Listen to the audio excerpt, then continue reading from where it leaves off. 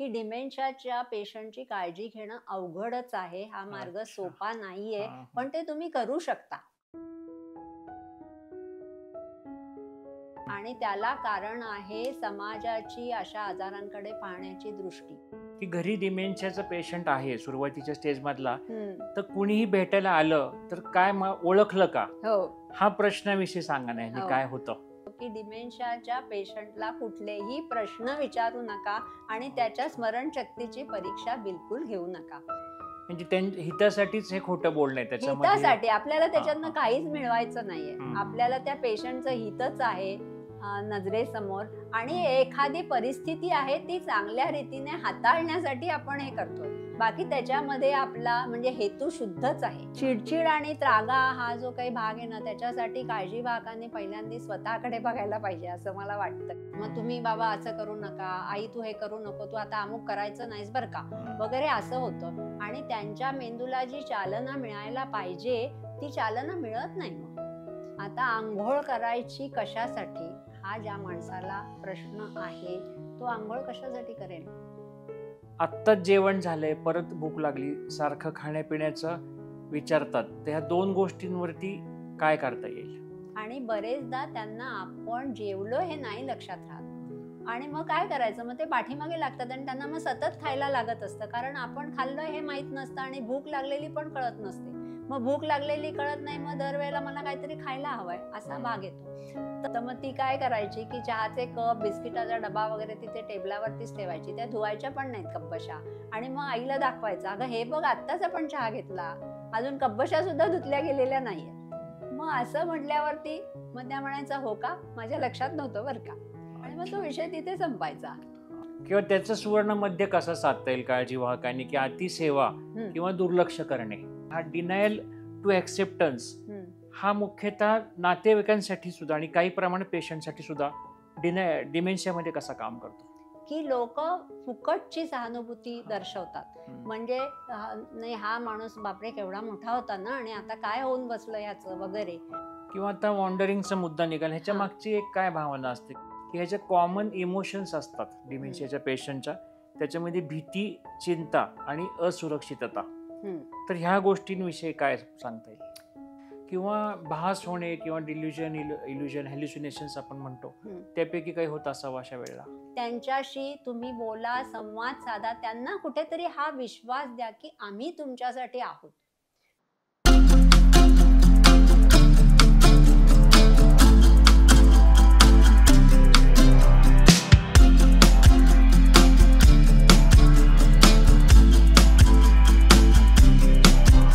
नमस्कार, जगण्यातील काहीच्या एका नव्या एपिसोडमध्ये तुम्हा सर्वांचं पुन्हा एकदा स्वागत. आजचा आपला एपिसोड आहे तो खरं तर अजिबात प्लॅन असा नव्हता. मध्यंतरी मी गुगलवर असंच काहीतरी शोधत असताना मेमरी क्लिनिक असा शब्द मला दिसला आणि सहज कुतूहल म्हणून मी ते काय पाहायला गेलो.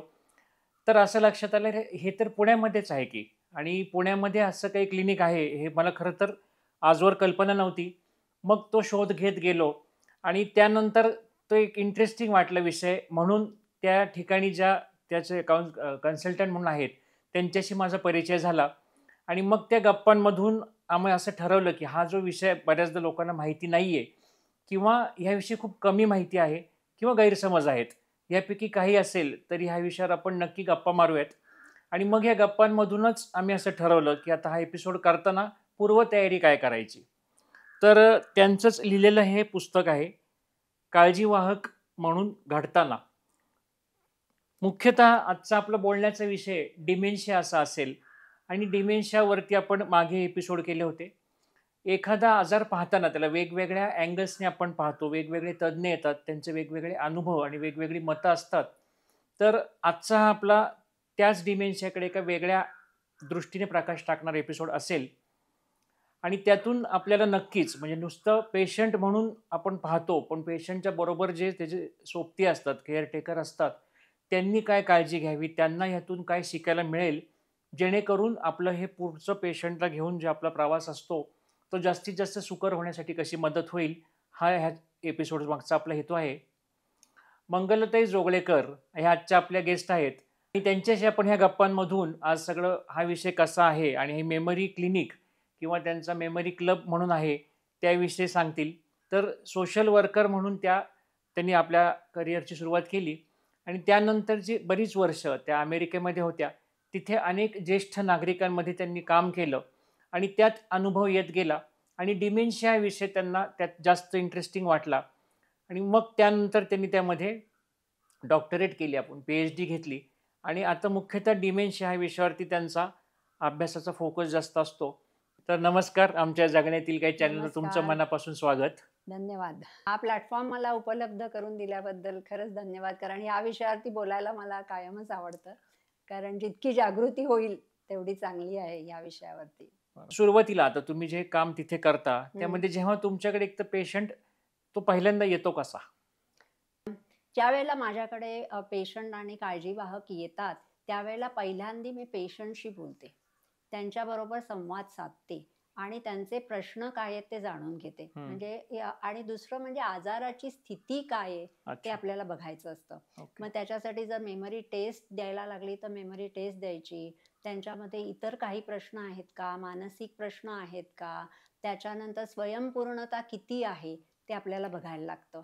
त्यामुळे ह्या सगळ्या गोष्टी बघून त्या पेशंटची संवाद साधल्यावरती थोडासा आपल्याला त्याच्यातून कल्पना मिळते आणि मग त्याच्यानंतर मग कुटुंबियांशी, काळजीवाहकांशी बोलायला सुरुवात होते.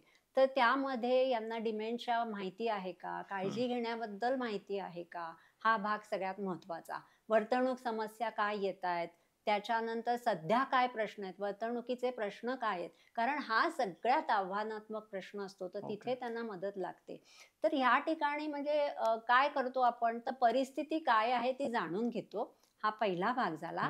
आणि दुसरा भाग म्हणजे माहिती त्यांना विचारायची आणि माहिती आपण द्यायची. बरं. तर मग डिमेन्शिया म्हणजे काय आहे, काळजी घेण्यामध्ये तुम्हाला कुठल्या पायऱ्या वापरायला पाहिजेत, म्हणजे कुठल्या पायऱ्यांनी जायला पाहिजे, हा तर ह्या संभाषणाचा प्रमुख भाग असतो. आणि मग त्या ठिकाणी मनामध्ये उद्देश काय असतो, की ह्या पेशंटच्यासाठी काय महत्वाचं आहे, आत्ता काय करायला पाहिजे, म्हणजे त्यांचा जो प्रवास आहे तो योग्य दिशेने होईल. तर त्यासाठी मग कुटुंबियांना काय माहिती द्यायला पाहिजे ती द्यायची, त्यांच्याशी रॅपो एस्टॅब्लिश करायचा, त्यांना आश्वस्त करायचं आणि त्यांना हा विश्वास द्यायचा की डिमेन्शियाच्या पेशंटची काळजी घेणं अवघडच आहे, हा मार्ग सोपा नाहीये, पण ते तुम्ही करू शकता. तर हा विश्वास देणं त्यांच्यासाठी महत्वाचं असतं.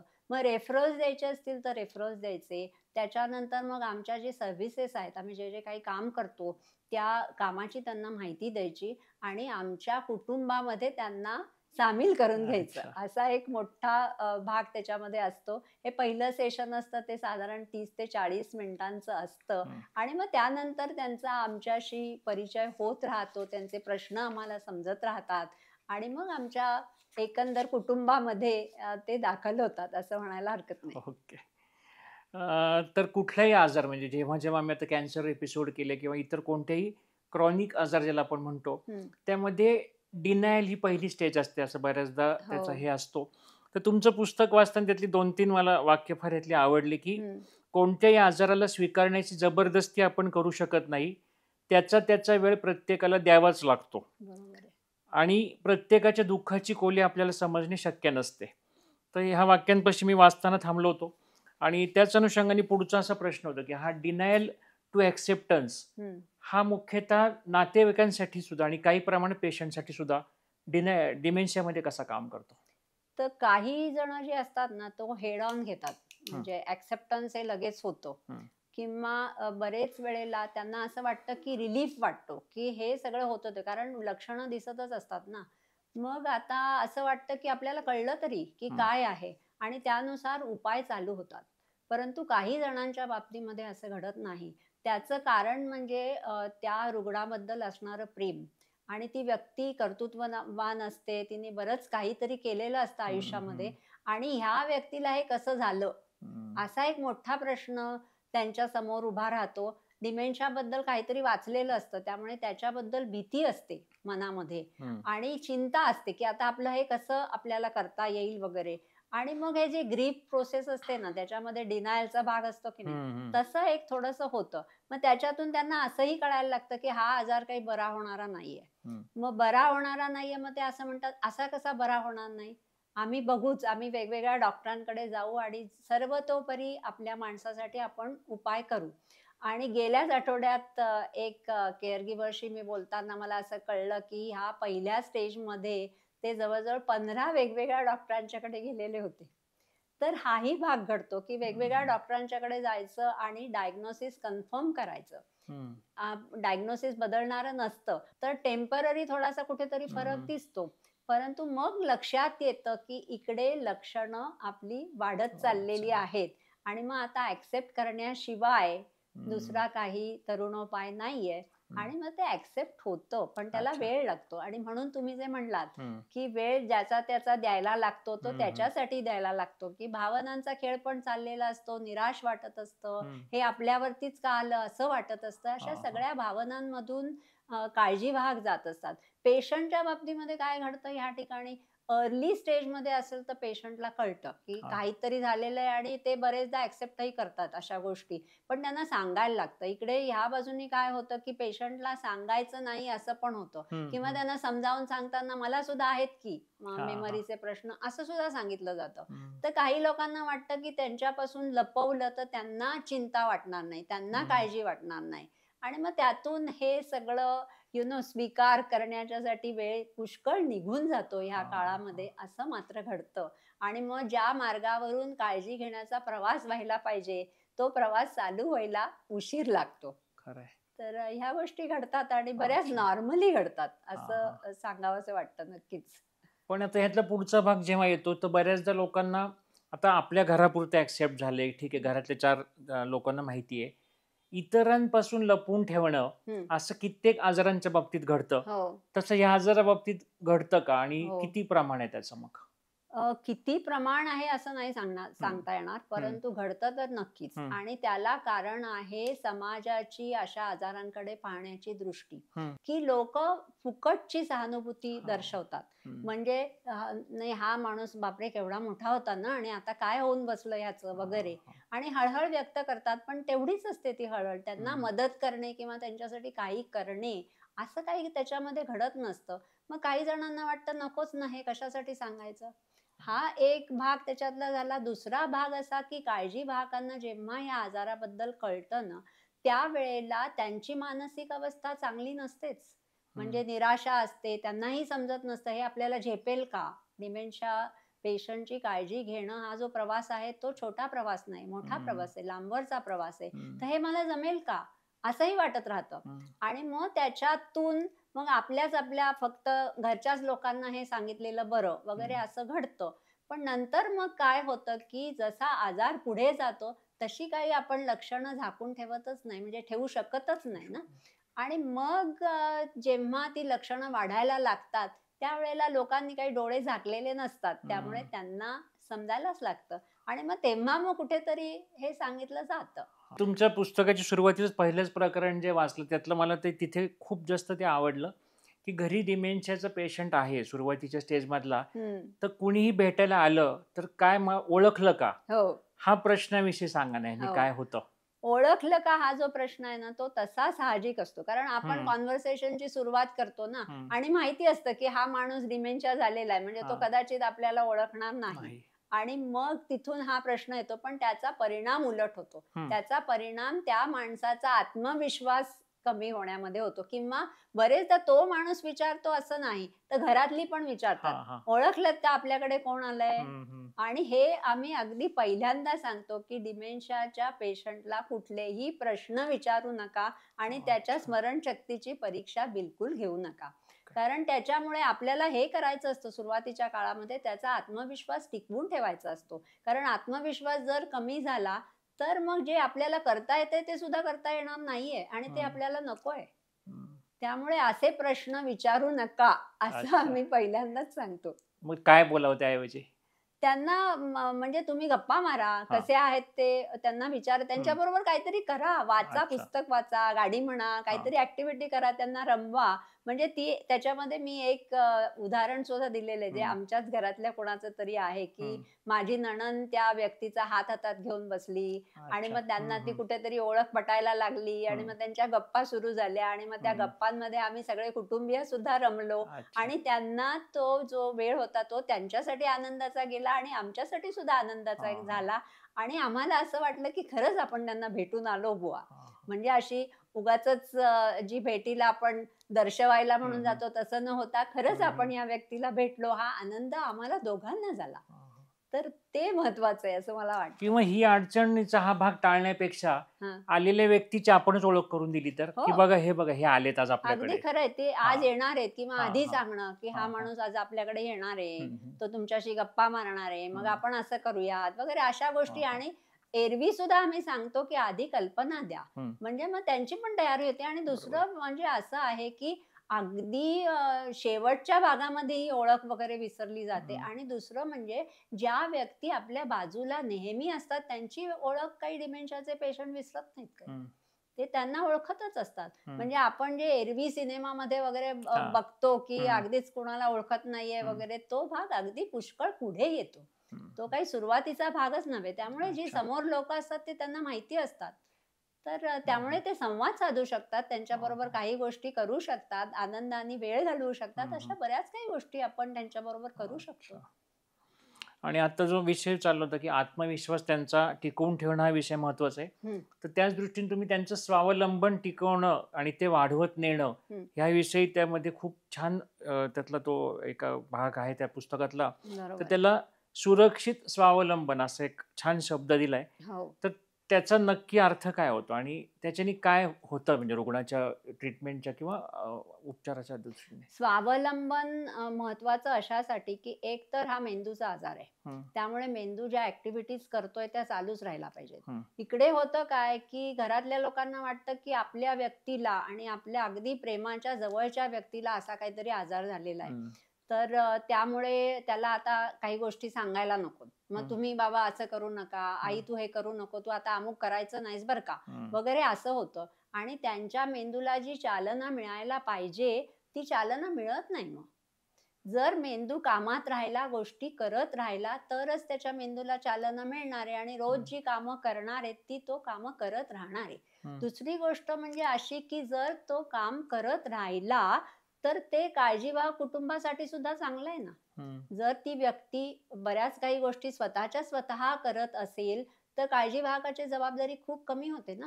हं. त्यामुळे आम्ही तर नेहमी सांगतो, की शेवटपर्यंत जितकं स्वावलंबन ठेवता येईल तितकं स्वावलंबन ठेवा. बरं. तर आता सुरक्षिततेचा जो तुम्ही मुद्दा काढला हं, हं. त्याच्यासाठी मी 1-2 उदाहरणं देते. हं, हं. तर आमचे एक काका होते हं. आणि ते पहाटे लवकर उठायचे.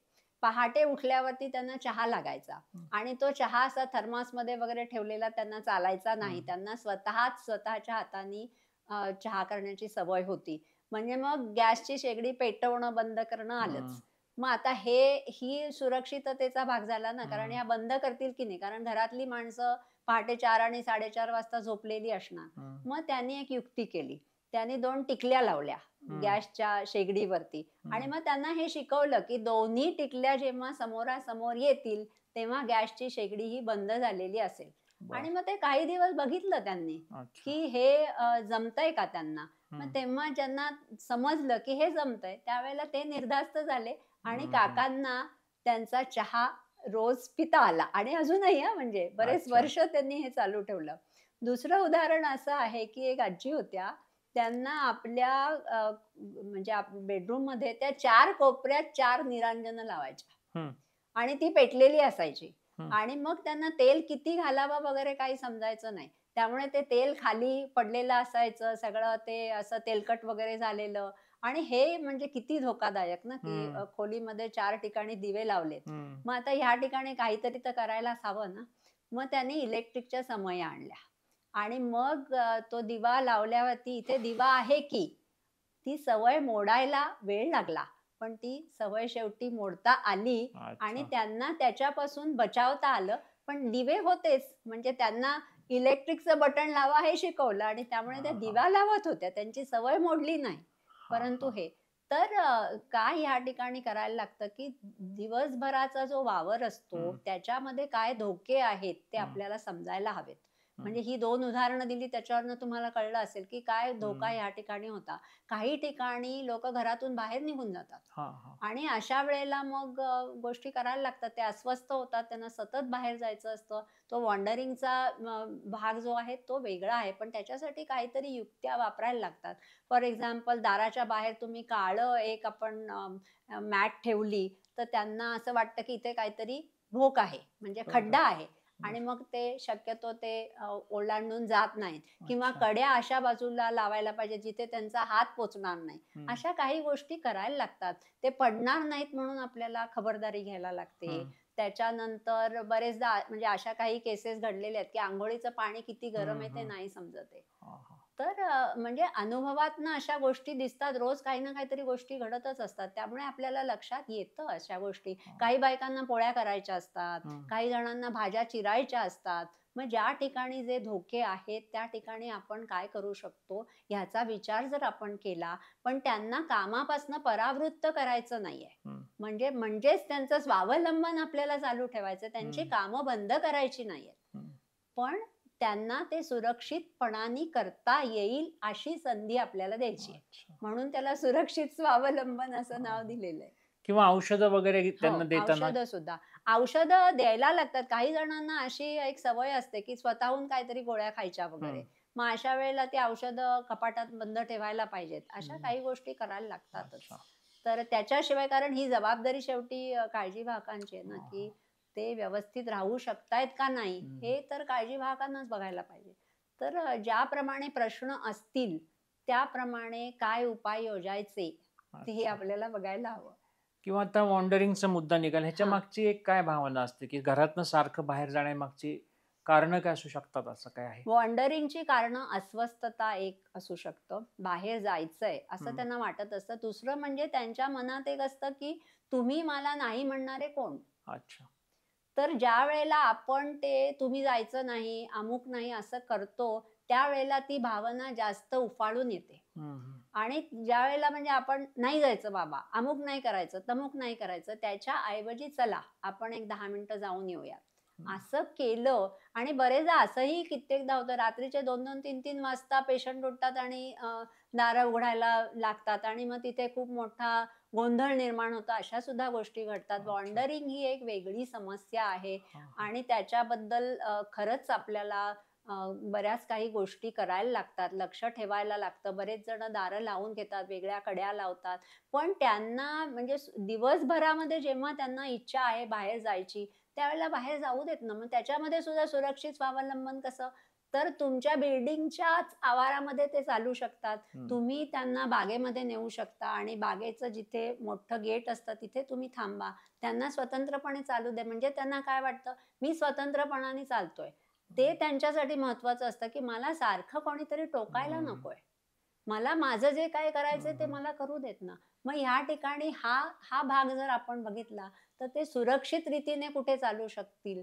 मग एखादा हम्म. रस्ता मोकळा असतो, तिथे काही फारशी वाहनं नसतात, तिथे तुम्ही घेऊन जाऊ शकता किंवा गाडीतनं फेरी मारून आणा त्यांना. हम्म. तिथे एखाद्या ठिकाणी देवळामध्ये थांबा, एखाद्या ठिकाणी थोडंसं बाहेर गेलात, गावाच्या बाहेर गेलात तर तिथे देवळामध्ये किंवा कुठेतरी घेऊन जा. तिथे त्यांना स्वतःचं स्वतः हम्म. चालू देत.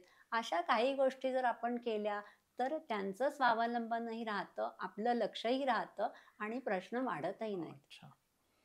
किंवा मग असं आता आहे त्यांची लाईफस्टाईल, तर त्यांना असं एक टाइम टेबल बसून देणं गरजेचं आहे का त्यांना जे म्हणतात तसं वागू द्यावं? नाही, टाइम टेबल म्हणजे दिनचर्या ज्याला आपण दिनचर्या. म्हणतो, हा. ते टाइम टेबल रुटीन रुटीन. हे अतिशय महत्वाचं आहे. हम्म. कारण तुम्हाला असं दिसेल की बऱ्याचशा पेशंट्समध्ये नंतर हे काही करतच नाहीत.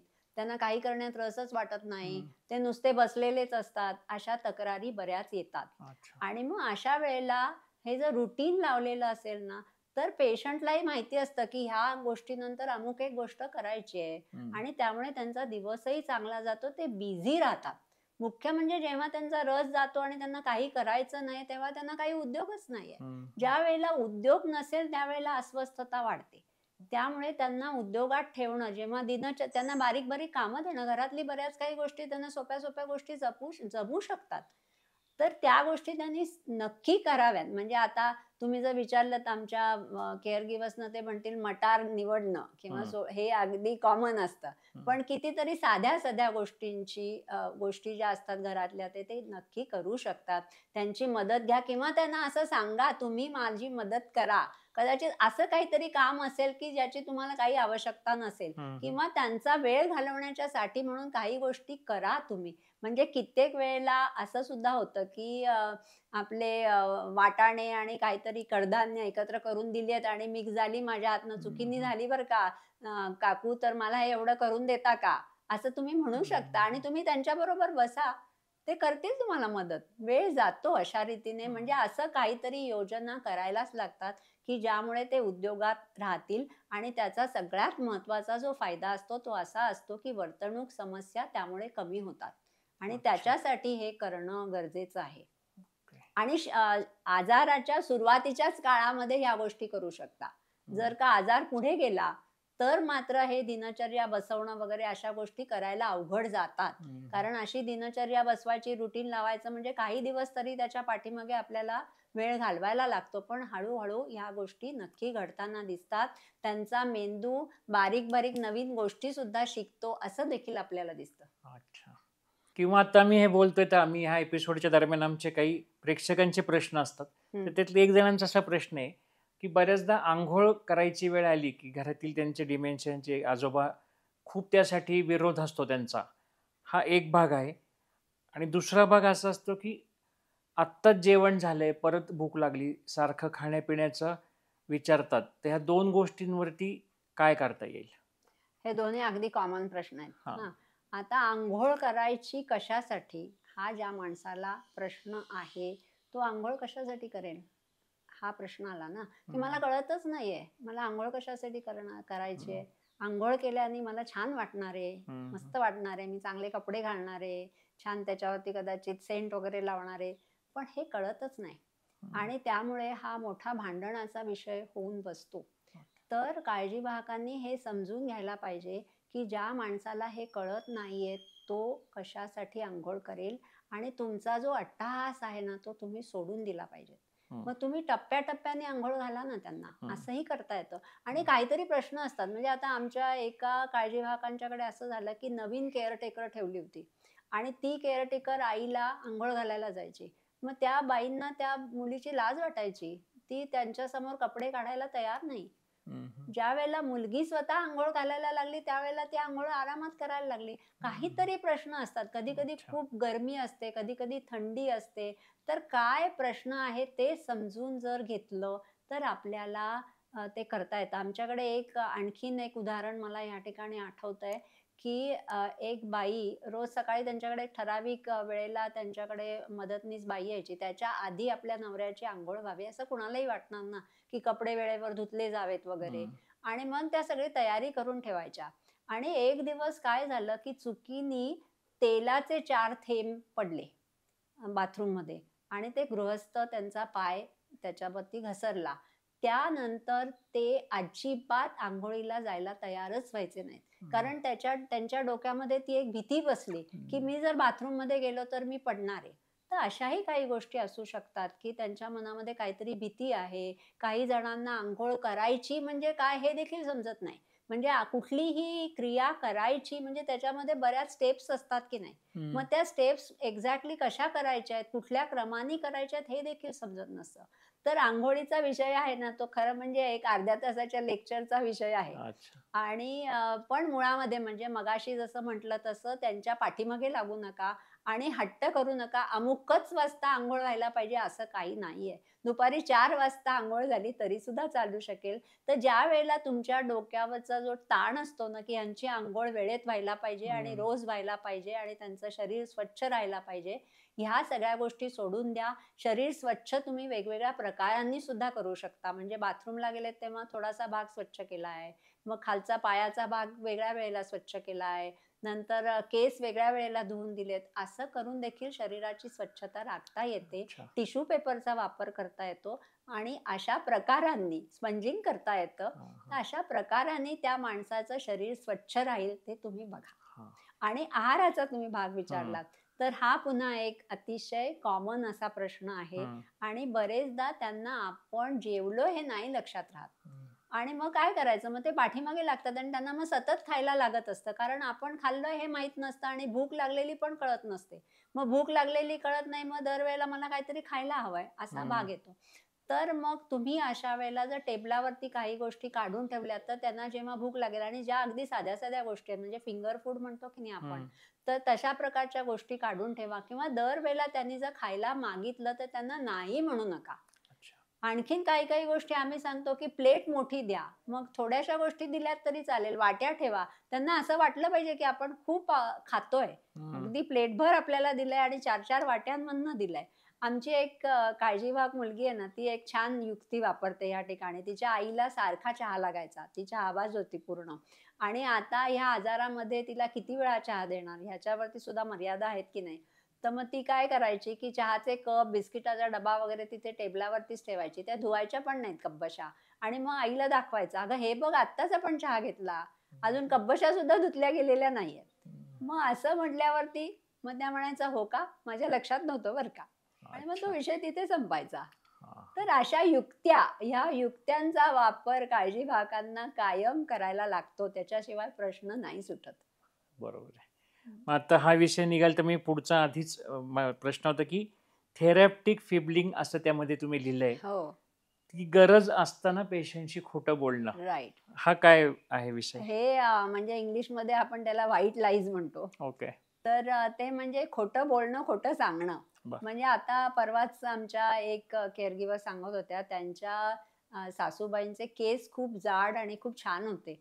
पण ते आजारामध्ये त्याची काळजी घेणं, निगा राखणं शक्य नाही व्हायचं. हं, मग त्यांना असं वाटलं, की आपण छान यांना हेअर कट देऊयात. हं, पण त्यांना ते हेअर कट दिलेला म्हणजे कसं करणार? हं, शक्य नाही ना.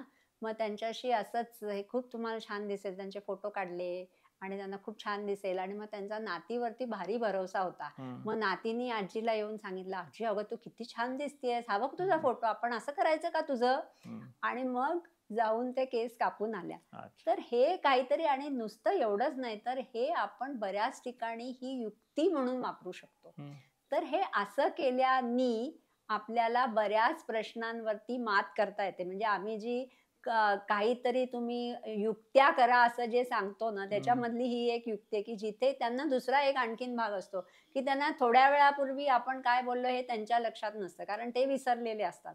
पण आपण नसतो विसरलेले. हं, हं. त्यामुळे आपण त्या गोष्टीचा वापर करून घ्यायचा. आणि अशा काही-काही गोष्टी म्हणजे आणखीन एक असंच उदाहरण आहे, की नातीवरतीच पुन्हा खूप प्रेम आणि नातीला खोटं-खोटं जर रागवलं, तर त्यांना ते चालायचं नाही. आणि इकडे ज्यावेळेला त्या खूप अस्वस्थ असायच्या, चिडचिड करायच्या, त्यापासून त्यांना परावृत्त करायला काय करायचं, तर मग सूनबाई आपल्या नातीला जाऊन काहीतरी ओरडायची. आणि मग ह्या आजी यायच्या धावत-धावत आणि म्हणायच्या, "हे नाही करायचं." आणि मग त्या आपलं जे काही त्यावेळेला चाललेलं असायचं ते सगळं विसरून जायच्या. तर ह्या गोष्टी अशा आपल्याला वापरायला लागतात. म्हणजे हं. आपण युक्त्यांचा पुन्हा भाग म्हणतोय. हां, हां. तर ह्या गोष्टी अशा लोकांचं ऐकून, बघून, शिकून आपण अशा शिकत जातो आणि हं, हं. काळजी घेण्याचं जे तंत्र आहे, ते आपलं तंत्र सुधारत जातं अशा हां, हां. गोष्टींमुळे. म्हणजे हितासाठीच हे खोटं बोलणं आहे त्याच्यामध्ये. हितासाठी आपल्याला हां, त्याच्यातनं हां. काहीच मिळवायचं नाहीये. हं, हं, हं. आपल्याला त्या पेशंटचं हितच आहे नजरेसमोर आणि हं. एखादी परिस्थिती आहे ती चांगल्या रीतीने हाताळण्यासाठी आपण हे हां. करतोय. बाकी त्याच्यामध्ये आपला म्हणजे हेतू शुद्धच आहे. बरोबर आहे. काहीही मनामध्ये त्याच्यामध्ये काही नाहीये, की हां, हां. ह्याला हार्म करणे वगैरे हां, असा तर तसं विचारच नाहीये. नाहीये मनामध्ये. बरोबर आहे. आता ह्याच्यातला एक पुढचा टप्पा आहे. जे वाचताना मला तो असं फार महत्त्वाचा विषय वाटला, की ह्याच्या कॉमन इमोशन्स असतात हं, डिमेन्शियाच्या पेशंटच्या. त्याच्यामध्ये भीती, चिंता आणि असुरक्षितता. हं. तर ह्या गोष्टींविषयी काय सांगता येईल? भीती, चिंता आणि असुरक्षितता मला वाटतं ह्या बेसिक इमोशन्स आहेत. कुठल्याही पेशंटच्या मनामध्ये ह्या भावना कायम असतात. हं, आणि त्याचं कारण असं असतं, की त्यांना कुठेतरी समजतं ना, की मला आजार झालेला आहे, काहीतरी बदललंय. हं, काय बदललंय, कसं बदललंय, त्याचा काय आपल्या शरीरावरती परिणाम होतो हे नाही समजत. पण काहीतरी म्हणजे ढळलंय असं त्यांना कळतं. आणि त्यामुळे कुठल्याही ठिकाणी ते समजा तुम्ही त्यांना सांगितलंत, आपण आत्ता बाहेर जायचंय, डॉक्टरकडे जायचंय किंवा काहीतरी, तर ते टाळण्याचाच प्रयत्न करणार. कारण त्यांना माहीत नसतं, की हे कशासाठी आपण करतोय. मग आपल्याला हे लक्षात ठेवायला लागतं, की ह्या गोष्टी त्यांच्या मनात कायम असणार आहेत. आणि म्हणून त्यांच्याशी तुम्ही बोला, संवाद साधा. त्यांना कुठेतरी हा विश्वास द्या, की आम्ही तुमच्यासाठी आहोत. त्यांना सुरक्षित वाटलं पाहिजे तुमच्याबरोबर त्या घरामध्ये सगळ्या माणसांच्या सोबत त्यांना सुरक्षित वाटणं हे खूपच महत्वाचं आहे. मग त्याच्यासाठी तुम्ही कुटुंबामध्ये काहीतरी गेम्स खेळा, काहीतरी हातात हात घालून बसा, त्यांच्याशी गप्पा मारा आणि सुरुवातीच्या स्टेजमध्ये तर ते मारू शकतात गप्पा. म्हणजे हम्म. असं काही नाहीये की तुम्ही त्यांच्याशी संवाद साधू शकत नाही. अशा वेळेला त्यांना प्रश्न विचारा, "बाबा कशाची भीती वाटते तुम्हाला?" त्याच्यातून ते काहीतरी उत्तरं देतात. बरेचदा ते सजेस्टही करतात. म्हणजे सगळ्या कदाचित वाक्यांमध्ये अगदी व्यवस्थित रचना करून ते नाही सांगू शकणार. पण ते इंडिकेट तर करू शकतात, की अमुक एका गोष्टीची भीती वाटतेय. कधी-कधी शारीरिक प्रश्न सुद्धा असू शकतात, कधी-कधी वेदना सुद्धा असू शकतात. त्याच्यातूनही असं होऊ शकेल. मी त्याच्यामध्ये 2-3 उदाहरणं दिली आहेत बघा. त्याच्यामध्ये एक आजोबा होते आणि ही आमच्या शेजारीच राहायचे बरं का ते. तर त्यांच्या खिडकीवरती कबूतर टोचा मारायचं. आणि ज्यावेळेला एकदा काकू घरामध्ये नव्हत्या, त्यावेळेला ते घरामध्ये भेदरून बसले होते. अगदी घाबरलेले होते. त्यांना कळेना की काय झालंय.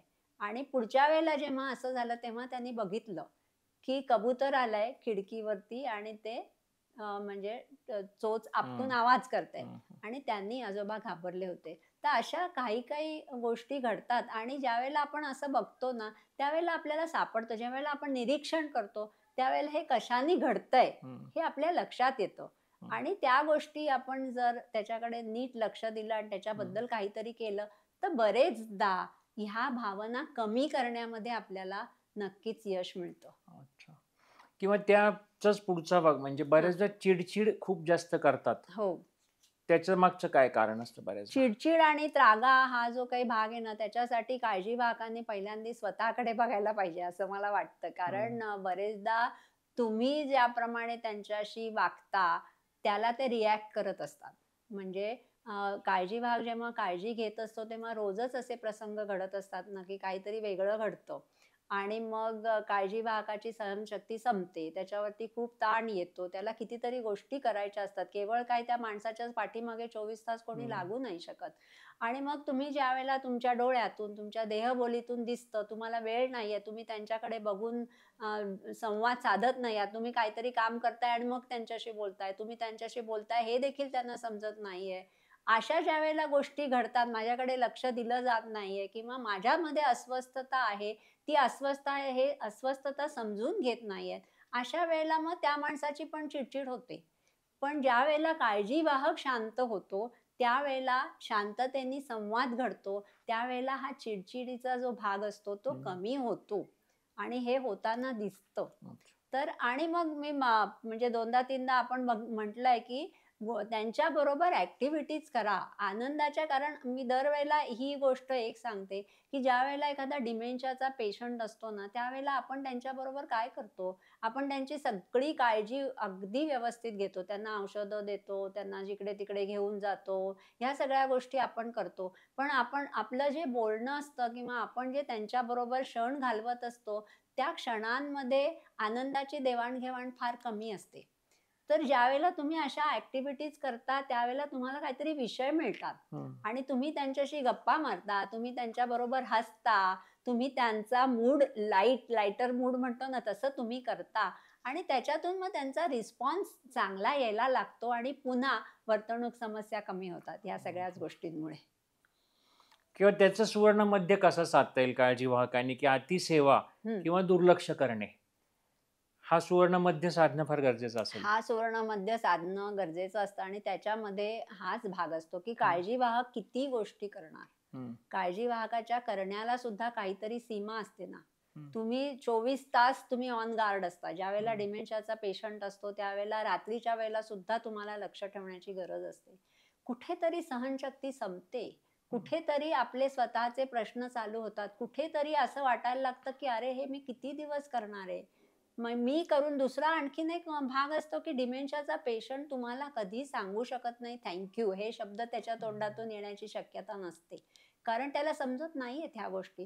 त्यामुळे तुम्हालाच हे सगळं बघायला लागतं आणि मग कुठेतरी ती एक काय म्हणतो आपण त्याला एक पायरी अशी येते की काळजीवाहकाला हे सगळं सोसवत नाही. हम्म. दुसरं असं होतं की तुम्ही जे सांगाल ते तो ऐकण्याच्या मनस्थितीमध्ये दरवेळेला असतोच असं नाही. आणि मग तुम्हाला असं वाटतं मी एवढं करतोय आणि हे ऐकतच नाहीत. मी सांगितलं की हे दरवेळेला नाहीच म्हणतात. अशा कितीतरी सिच्युएशन्स रोज होत असतात. आणि त्यामुळे बरेच वेळेला आणि मग तुमचं सुद्धा खालीवर होत असतं. म्हणजे तुमच्या मनामध्ये पण अनेक भावना असतात. त्यामुळे तुमचा एक रोलर कोस्टर भावनांचा एका बाजूने चाललेला असतो. एका बाजूने तुमचं डेली शेड्यूल आहे ते अत्यंत बिझी असतं. एका बाजूने घरामधले प्रश्न असतात, तुमची फॅमिली असते, तुमचं स्वतःचं कुटुंब असतं. तर ह्या सगळ्यामध्ये गिल्टी फिलिंग येतं. मग ते बऱ्याच गोष्टी करायला जातात. मग काहीतरी असं वाटतं आता मी किती करू, आता नाही मला जमणार, की मग दुर्लक्ष होतं. असं काहीतरी एक चाललेलं असतं.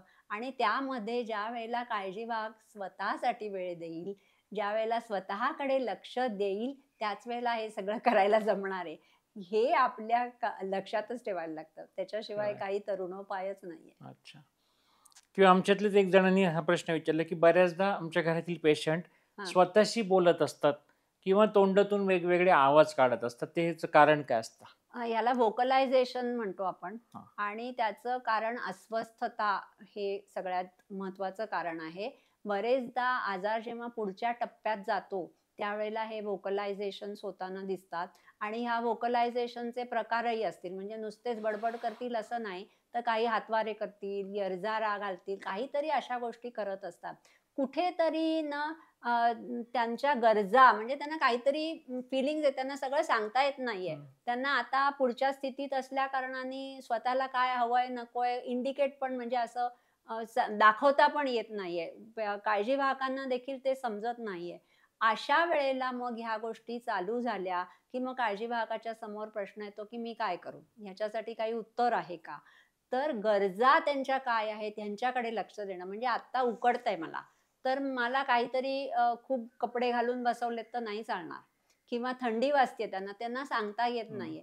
तर ह्या गोष्टींकडे लक्ष ठेवणं म्हणजे त्यांच्या गरजांकडे लक्ष ठेवणं, त्यांना शारीरिक काही प्रश्न आहेत का ते बघणं.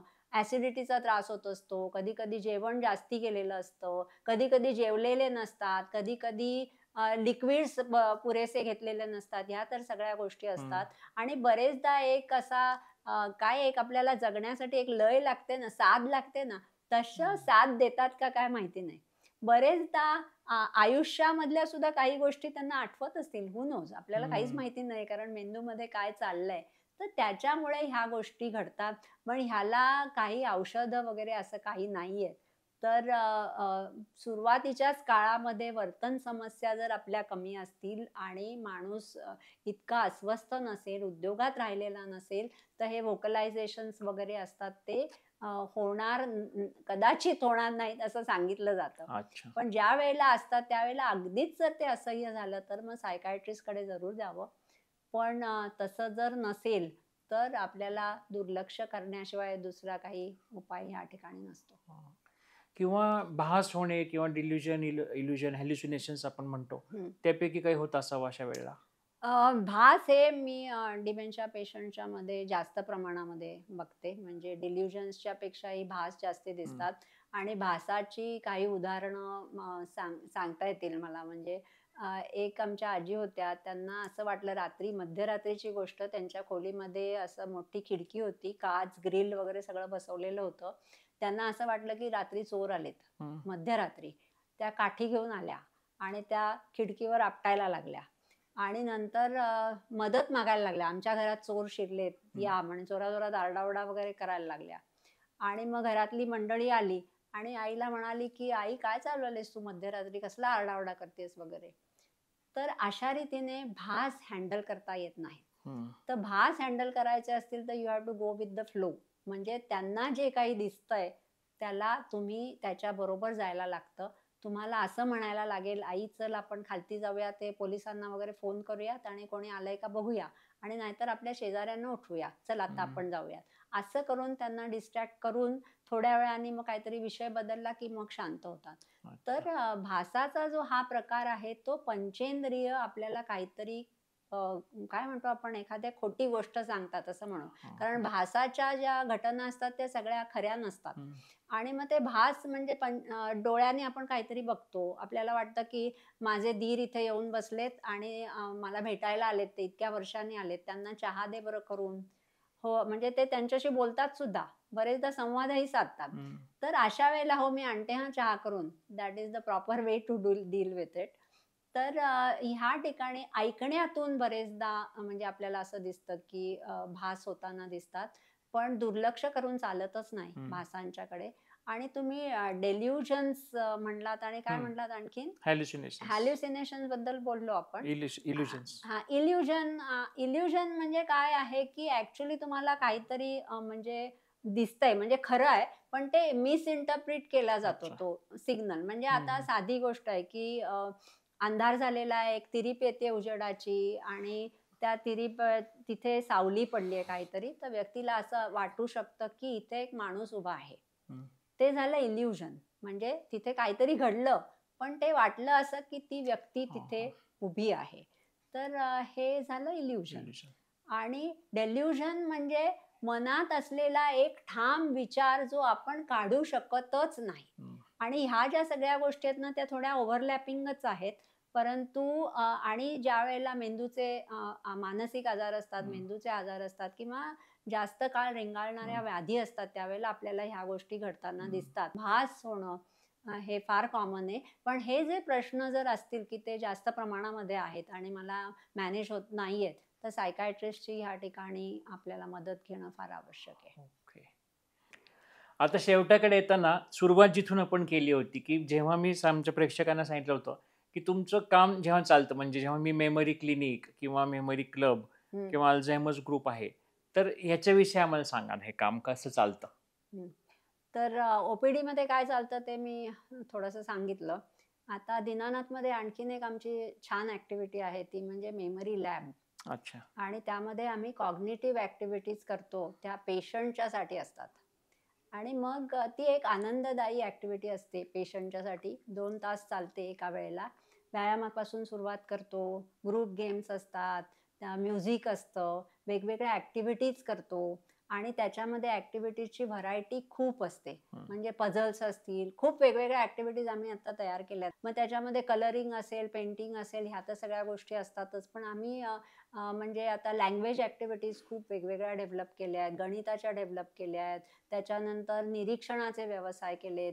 शॉर्ट टर्म मेमरीचा आम्हाला प्रश्न असतो, त्याच्यामुळे शॉर्ट टर्म मेमरीचे छोटे छोटे एक्सरसाइजेस, अशा खूप वेगवेगळ्या गोष्टी घेतो. आणि आमच्याकडे व्हॉलंटियर्स येतात आणि केअर गिव्हर्स सगळे आलेले असतात. हम्म. मोठा ग्रुप असतो.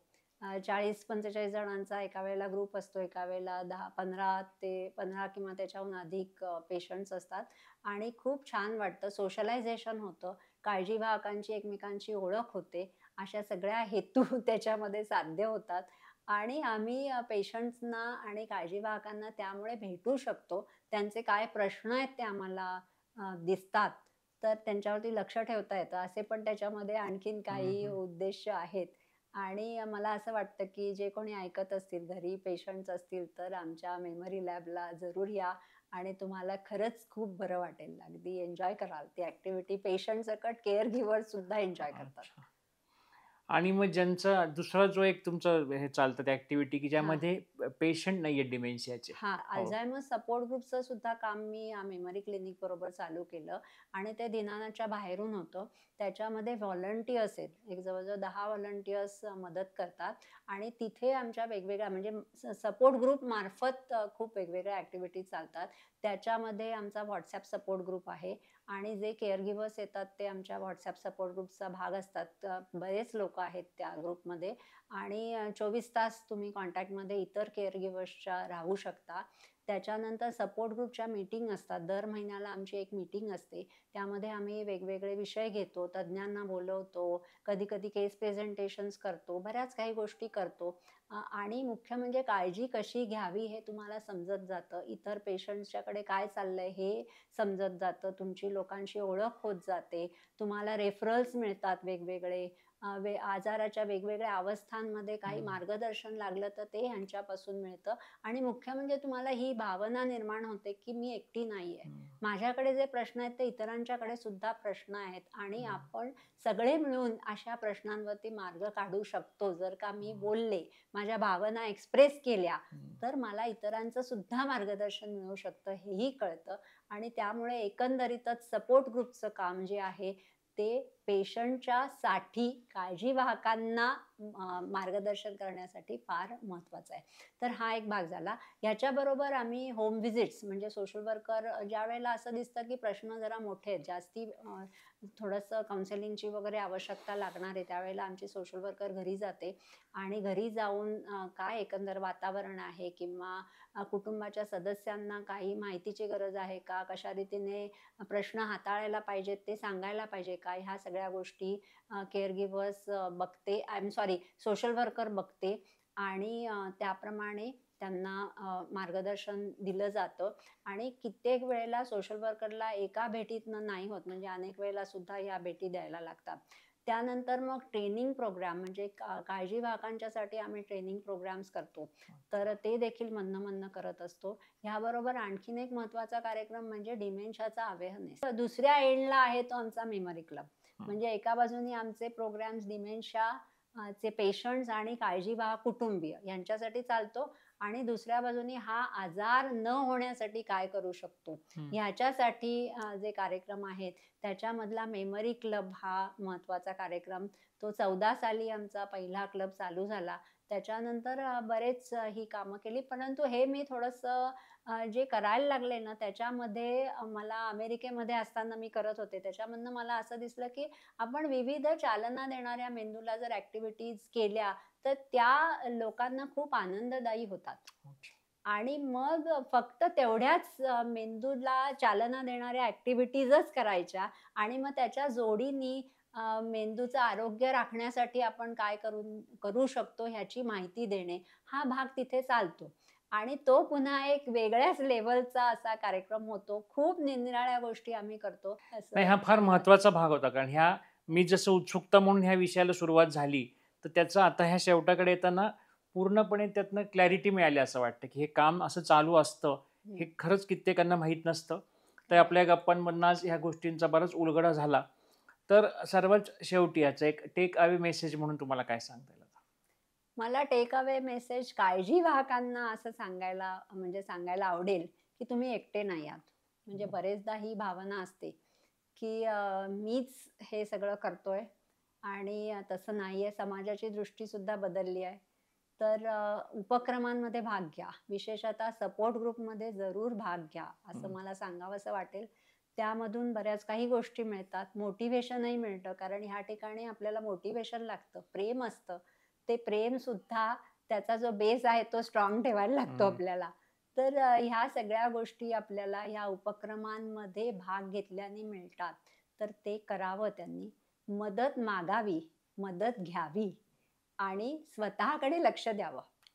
हे फार महत्वाचं आहे. आणि स्वतःकडे लक्ष देण्याच्यासाठी म्हणजे शारीरिक आरोग्य तर आहेच, पण तुम्हाला ताण कमी कसा ठेवता येईल, तुम्हाला रिस्पाईट मिळेल का आणि तुम्हाला एकाकीपणाची भावना कमी करता येईल का, ह्या 3-4 गोष्टींकडे जरी लक्ष दिलत ना तरी सुद्धा काळजीवाहक आपल्या या काळजी घेण्याचा बॅलन्स राखू शकतो. आणि शेवटी असं आहे की तुमचं आयुष्य पण चालूच राहणार आहे. तर तुमच्या आयुष्याचा आणि काळजी घेण्याचा समतोल साधतच तुम्हाला ही वाटचाल करायची आहे. तर ह्या गोष्टी केल्याने मला असं वाटतं की काळजी घेणं थोडंसं सोपं होतं, सहज होतं आणि काळजीवाहकांचा हा प्रवास जो आहे तो समाधानकारक पार पडतो. बरोबर. असं सांगावंसं वाटेल. तर आजच्या या गप्पांमधून आपल्याला ह्याविषयी असलेल्या अनेक शंकांची उत्तरं मिळाली आणि आपल्याकडे कित्येकदा पेशंट असतात किंवा आपल्या आजूबाजूला शेजारी-पाजारी असे रुग्ण असतात, पण कित्येकदा आपल्याला माहिती नसते, कित्येकदा आपले गैरसमज असतात, जे मी आधी सांगितलं. तर ह्या एपिसोडनंतर तुम्हाला ह्या संदर्भात काही शंका असतील, आणखी काही प्रश्न असतील, तर आपल्या कमेंट सेक्शनमध्ये नक्की कळवा आणि याची उत्तरं देण्याचा आम्ही नक्कीच प्रयत्न करू. आणि आज आपल्याकडे मंगलताई आल्या आणि त्यांनी ह्या विषयावरती आपल्याला खूप छान माहिती सांगितली. आपल्या ह्या एपिसोडचा शेवट आज आपण थोड्या वेगळ्या पद्धतीने करणार आहे. त्यांच्या पुस्तकामध्ये त्यांच्या अनेक रुग्णांच्या नातेवाईकांनी लिहिलेल्या छान छान कविता आहेत. त्यातल्या एका छान कवितेबरोबर आपण या एपिसोडचा शेवट करत आहोत. कवितेचं शीर्षक आहे विभ्रम आणि ही कविता लिहिली आहे प्रदीप ओक यांनी. प्रश्न अनेक मनात विचारता येत नाही, शब्द जुळवू पाहता प्रश्न आठवत नाही. मनी दरी खोल खोल तळ दिसतच नाही, हाक मारता अनेक पडसाद येत नाही. स्पर्श ओळखीचा जरी शब्द उमटत नाही, डोळ्यातल्या भावनांची भाषा उकलत नाही. आहे नेणी व अंतरी जाणीव जागी नाही, गूढ वाटे भवताल काही आकलन नाही. सारे चेहरे नवीन कोणी ओळखीचे नाही, नाव ज्याचे ओठावर पण माणूस ते नाही. जगण्याची जाण नाही, श्वास थांबतही नाही, अंतरात सलणारे कोणा कळतच नाही, अंतरात सलणारे कोणा कळतच नाही.